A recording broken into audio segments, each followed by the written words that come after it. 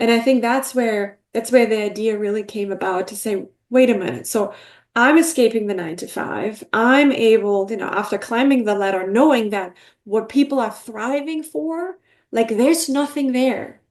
That's not what fulfillment is gonna be. Let me tell you, I've been up there, right? So taking that and helping people to escape out of these places themselves, like that corporate grind, the stakeholder hustle, the Sunday Yeah. scaries.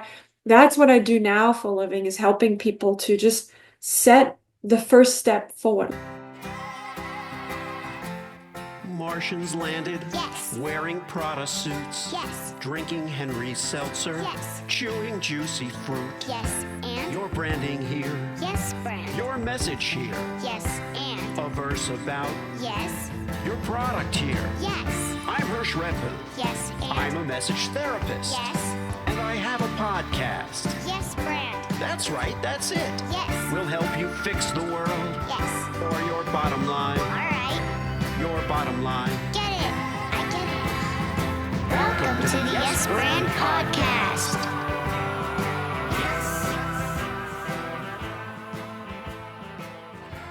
In the hot seat today on the Yes Brand podcast is Nadja Fromm. Nadja's a corporate breakup coach. She's a startup strategist. She's helped professionals ditch the 9 to 5 grind and build bold, freedom fueled businesses. She's got 20 years of experience and a no bullshit approach. And she actually didn't write out bullshit. I just took the liberty of putting forth what I believe BS to mean. And she's going to share how to turn burnout into your best comeback. Revenge Body is really quite yesterday. She's more about building your own revenge business. That's what is happening. So, Nadia, welcome to the podcast. Harsh, thank you so much for having me. Like the intro already, I'm so excited for the conversation. Well, it's great to have you. A great place to start the conversation would be escaping or leaving the 9 to 5 behind, because that requires some, not just commitment, but some courage. Definitely. And that's where I meet most of the people I work with in this place of almost paralyzed, feeling stuck, but also at the same time not really knowing where to start and where to put the first foot really forward. And that's where I really, meet people that I work with. So I feel like it's a theme right now. People feel Yeah. stuck. The world is going all crazy, and we just talked about it earlier about how fast everything is moving, and you just staying stuck. It's just such a place, and people create this negative loop around this negative self-talk Yeah. around, and Yeah. that's About the around what first we way to start. can and cannot do. What was it like? Tell us a little of your background in business, your consulting work, and basically how you came to this juncture. Yeah, you mentioned that I'm looking at over 20 years of experience, which is always aging me a little bit more than I like, but also I'm kind of proud of. It's 2 decades of experience, and it's mainly been in marketing and business development and all these roles. Advertising agencies, startups, corporate, like all the big, like everything that you can really imagine. And so I took all that experience and um really climbed the career ladder. Like I made it all the way up to the top. I was, working in billion-dollar companies. I was sitting in the boardroom. But I think my biggest wake up moment I think, was a really, really drastical burnout that I experienced. That's actually just a year ago, if I'm honest. And working through that was really for me the place of taking the opportunity to really ha put a full stop to my life, everything, emotionally and mentally and physically. Like I was just burned out. I was just done. I was exhausted, and I felt so empty. And I think that was biggest realization that while on the outside, I accomplished it all, right? I had the big title and the big company, I had the cars and the house and all that, but I was empty and I was just miserable. And I think the realization finally hit me when I was really taking the complete stop and took inventory and listened to myself, listened to the voice inside. So like, okay, what do I actually want?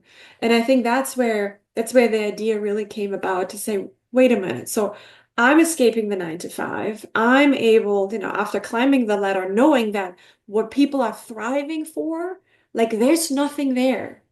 That's not what fulfillment is gonna be. Let me tell you, I've been up there, right? So taking that and helping people to escape out of these places themselves, like that corporate grind, the stakeholder hustle, the Sunday Yeah. scaries. That's what I do now for a living, is helping people to just set the first step forward. Like you have to start somewhere, and people either don't even know where to start or they start everything at once. And Yeah. so my job is to bring in clarity into that and build something that is aligned with what you really want.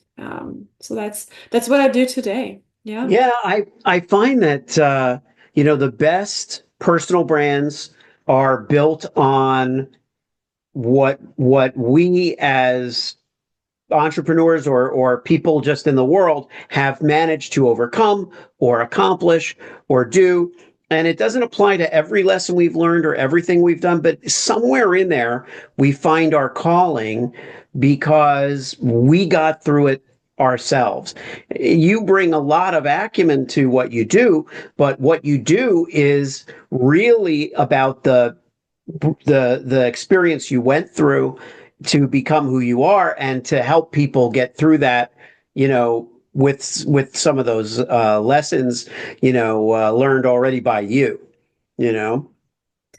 I feel that's when you are able to speak from the place of experience, from a place of been there, walked through it, and got out of it. It's such a rich conversation that you can have about it, the ins and outs. And, in the end, your brand and your personal branding is not just about what you do, but it is who you are, what you stand for and the impact that you create. And, the thing is like, if you don't define it for yourself, the world will do it for you. And taking that narrative in your own hands and fueling it with the true authentic self that you are, with all the bruises and the scratches that you collected throughout the way.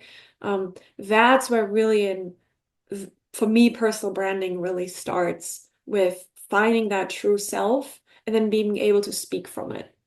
You know what you just hit on that I don't think people pay enough attention to or call enough attention to is everybody says, the customers want authenticity. Gen Z wants authenticity. Everybody talks about the audience wanting authenticity, but they don't talk about ourselves wanting it.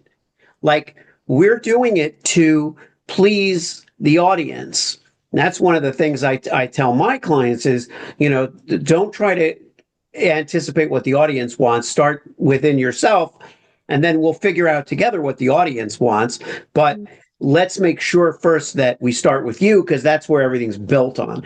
But I do think that there's a premium placed on the audience's wants and wishes because they're the ones who theoretically are the ones who buy from us, but really they're making a decision for themselves. They're not buying from us to make us happy.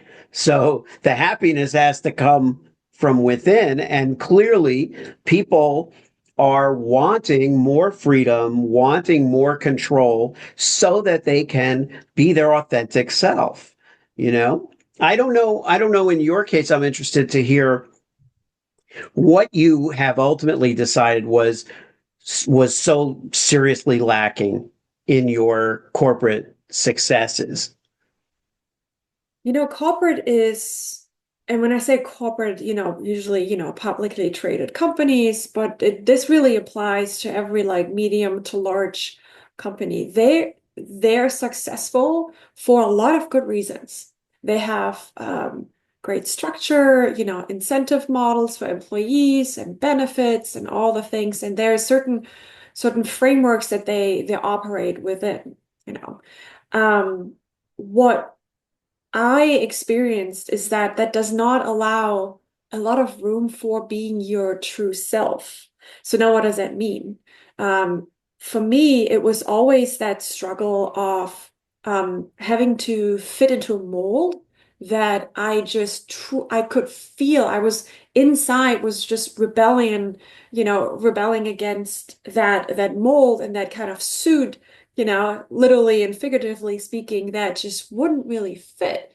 And I think where really a big source of my burnout and my frustration within the corporate world comes from is from that point of you're not appreciated for your full authentic self unless it provides, the results and it follows, it brings the KPIs.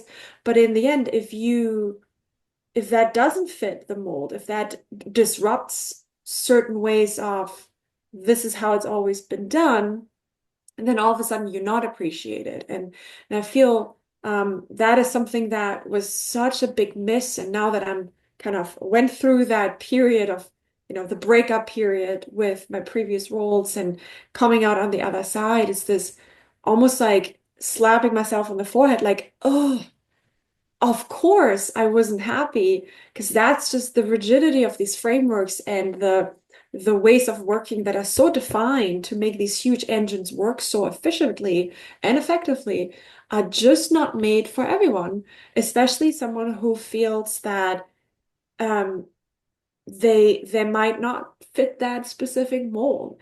And yeah, I think for me it was the realization that I can't be my true self. I always have to play a role. I always have to um, wear a mask. I remember one performance review, right? We all know these, like biannual performance review, yada yada Yeah. yada.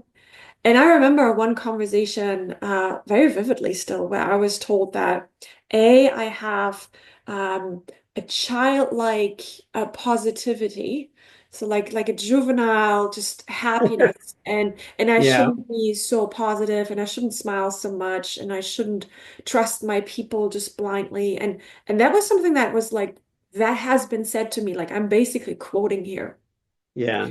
and in the moment I was like, wait a minute, you're just telling me you're rejecting everything that I am, what is meaningful to me. Meaningful to me was that I can show up in a place where I can be myself, which is bubbly and outgoing, and I'm making the jokes. But yeah, I can also talk straight business. But I believe that when you do something for, if we're honest, 9 to 5 is not really what it is all about, Yeah. right? It's more like a 24/7. Because once Yeah. you are reaching these levels of experience in these executive roles, like this is your life now. And if you constantly have to just pretend, that's where the exhaustion comes from. That's where the burnout is coming from for me. And now that was the first time for me really being, oh, so you're rejecting everything that I stand for, everything that my peers and my direct reports always celebrate. Like, Nadja, you empower people. You don't you trust me as a default. And that was always incredibly rare and appreciated, but the top could not deal with that.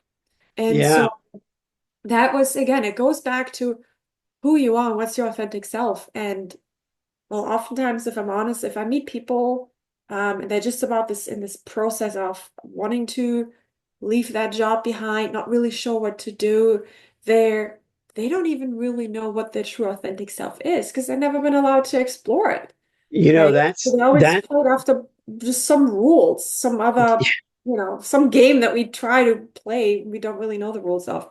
So that's what it all comes about can we just do what we're really good at? Because then when you show up as your full self, I believe that that's when excellence comes and true performance comes because you know you're appreciated for what you are. Absolutely. Yeah, I've been encountering, I wouldn't say seeing, I've been talking to more and more people who express this um, this frustration or this almost constricted kind of suffocating feeling, a lack of oxygen to be themselves. And we're talking about people in the C-suite, in an executive position where, like you point out, a lot of there's a popular joke about being an entrepreneur where they'll say, you're working 100 hours a week, so you don't have to work 40 hours a week, which is true to the extent that if you're comparing being an entrepreneur and starting your own business with being a someone on the climbing the ladder in a corporate situation, maybe, yeah, you might have still a 40-hour work week, but most people are going to, it's very competitive out there. Most people are going to have to work longer hours than their hours, if there are even hours. And so the whole idea of that is really disjointed. A lot of us who've worked, and I haven't worked in a corporate environment for 25 years, but there's a reason for that. It just never sat right with me. And that people who listen to this show know that, I always preferred to be at smaller companies or own my own company, and never went to work for the big ad agencies when I was on that side, or the huge brands, the kind of brands that you worked for, those billion-dollar brands, really, because I just didn't want to be in the machine. I wanted to be floating around the atmosphere and be able to be creative. And anytime it was constricting, I bristled against it. I don't think I had the discipline that it required to really completely subvert that independent spirit. And I think you're totally on the money with that. The best work comes when you nurture people's spirit. When you nurture what they have to offer. So when people come to you and they say, okay, they express all this stuff that you're familiar with, what is let's say they do know who they are, in the sense that they know what they've been suppressing, but they're not sure how to reorient it. What is like a first step that you do with them? Well, I think the biggest step is often to overcome the fear of taking that step, right? The Yeah. fear of taking action, the fear of actually taking that leap. And it's the first thing that I usually work through. Is you might know where you want to go, but most immediately is, how do you get out of that paralysis, that and that fear that is holding you back? And I think one thing that's really important for someone who might consider, listening to this, might consider, okay, I want to leave my job, but it's just so scary, the paycheck and the benefits and all that. That is such a perceived security, which is just such a myth. Like, that's a myth that we've been told, because you can still get laid off tomorrow. Like that, Yeah. it's not, as long as you play by their rules, okay, great, as long as you perform. But what if something happens? What if you get sick? What if you just not maybe, mentally, physically get sick, but just get so you don't want to do it anymore? Well, then that safety and security is very quickly gone. Like, so that's the first step, that we start with understanding how fear is just normal and it's trying to protect you. And it's essentially fear of that transition is essentially your brain, protecting you. It's programmed to keep us safe, and comfort is safety. And if you feel like really scared to take that first step, usually it is that you're sensing you're almost like on the edge of something new. And our brains just want to keep us in there. But if we're able to take that leap and jump into it, like, that is where growth comes from. And that's where usually the first starting point goes with, can we define a very specific step today to start? And once we lay out a roadmap, it becomes less scary. Like, once you create clarity around, what does it take? How does it gonna look like? How do I go about it? Like, once that clarity comes, the confidence usually follows right after that. And so that's usually the first point. And so I always tell people, if you're scared, it's just a sign that you're standing at the edge of growth. Yeah, that's a beautiful way of looking at it, Nadia, because clarity does precede confidence. The if we're having a hard time, whether it's introducing ourselves, explaining what we do, convincing someone else of, the value of our proposition, any of those things, there's some confusion. We're probably confused about something or uncertain about something. We may understand it perfectly well, but we just aren't quite 100% committed to it. But once that commitment's there and that clarity around what our value is, we're unstoppable. And I Mm. think it's not that there are people with incredible confidence and people without it. There are people with incredible clarity who I think are bringing confidence to it. We like to on this show talk about your brand, your building. You're now in a really fascinating place. You've got the Escape the 9 to 5 Club, right? Um, what's your vision in the big picture for this consultancy? So yeah, I mean, my the Escape the 9 to 5 Club really came just to life a couple months ago, really, because my core business from consulting, that's where I work with, larger companies and do, strategic marketing and business consulting. And that throughout my burnout, realizing and having these conversations, that's the first thing I recommend. You have a business idea, go out and talk to as many people as possible and see what message sticks. And then you can refine it. And so for me, the escaping the 9 to 5 was always just a way for me to introduce myself. I just broke up with my corporate job and people resonated with that. And I said, oh, there might be something there. And so this is kind of how fast forward the Escape the 9 to 5 Club came about. It's almost this pulling apart the consulting to this coaching, the I got you, one-on-one relationships.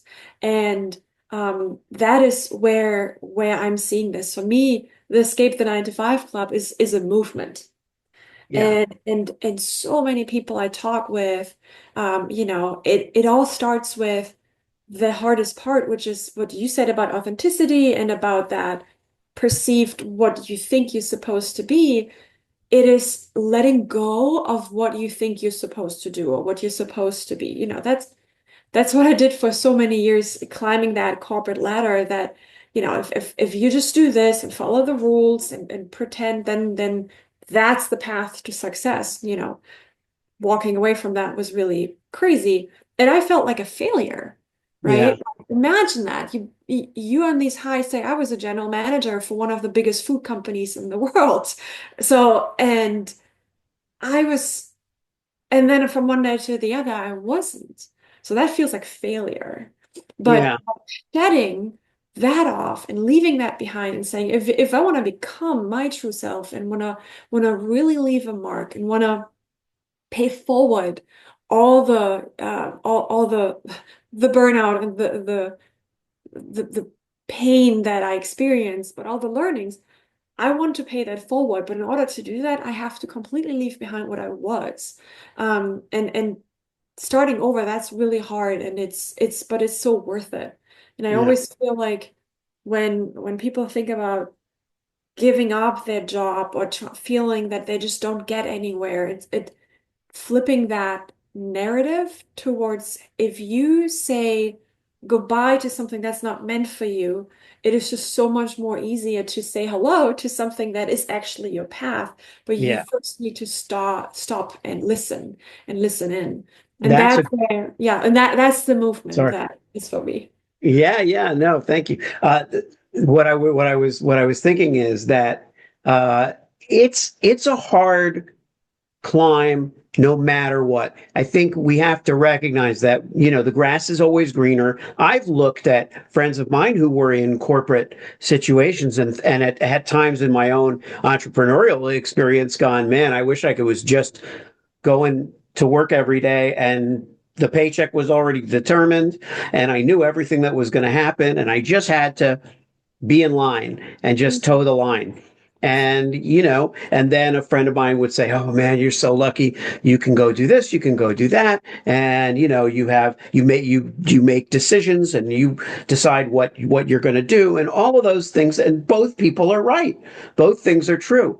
But in the end, neither of them is a guarantee. So you might as well go with your heart and go with what makes you happy. And there are people in the corporate infrastructure who are happy there's not, they don't have frustrations, but they are happy. They know exactly what they've chosen and they are happy with that.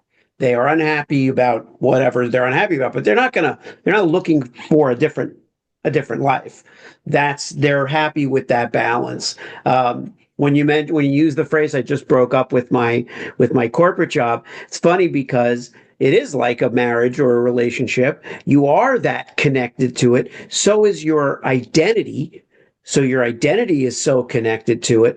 How do you feel now going out in the world as Nadja Fromm, an individual with a movement that you're behind, as opposed to the title and the corporate identity being immediately and inextricably connected to you?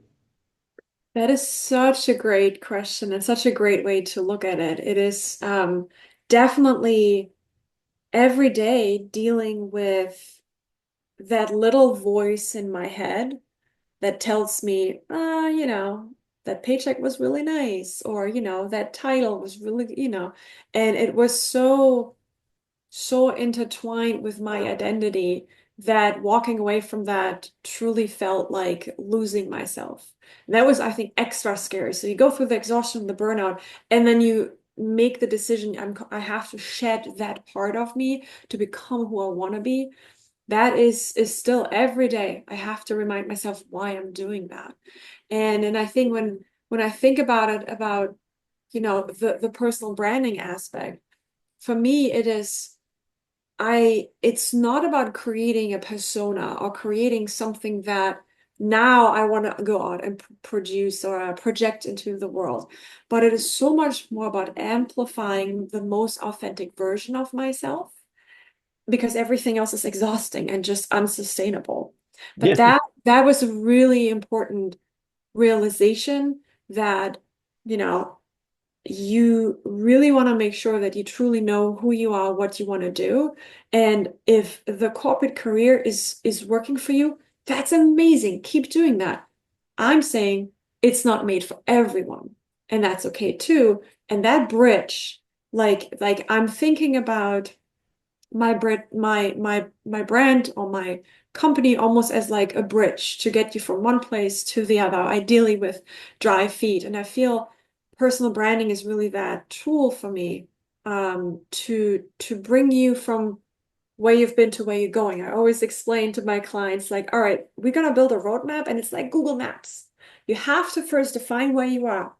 Like, you have to put in your own location pin first, and then we're gonna put in the pin where you want to go, and then we can create some routes around it. And both things are equally important to define first. And then in the end, the brand is gonna be able to then connect the dots for the people who need to find you. Does that make sense? Yeah. Yeah, it totally does. It totally does. And that's half the battle. Half the battle is, having a vision. And when you do have an end point and an end goal in sight, you phrased it perfectly. You said you can figure out different routes, to get there, because you sometimes have to pivot your plan, your direction. There's a roadblock. There's the thing, whatever's going on. As long as you can see, like the Emerald City from Wizard of Oz or whatever it is, you can see that. You can go any which way and still get there because you're still moving ahead.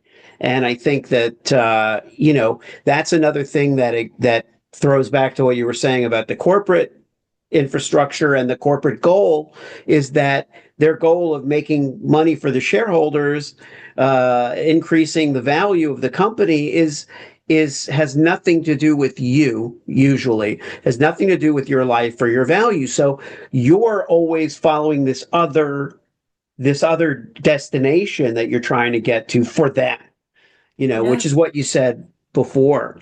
Um, yeah. Closing thoughts from you about this, about the 9 to 5 and that struggle with freeing yourself. Uh, the struggle on freeing yourself, I think we talked about that, you know, having to start somewhere. I would really say as a closing thought is that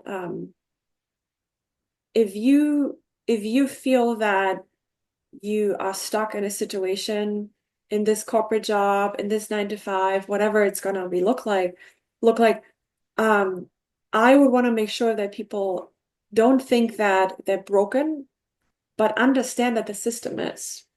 And that I would want to encourage people to stop shrinking themselves to try to fit into some box, to try to fit into a certain, playbook and following certain rules, but instead of finding, almost like finding your box or building your own box. And I spent so many years thinking that I just need to work harder, I just need to be better, I just need to do this. Like I somehow had to prove my worth.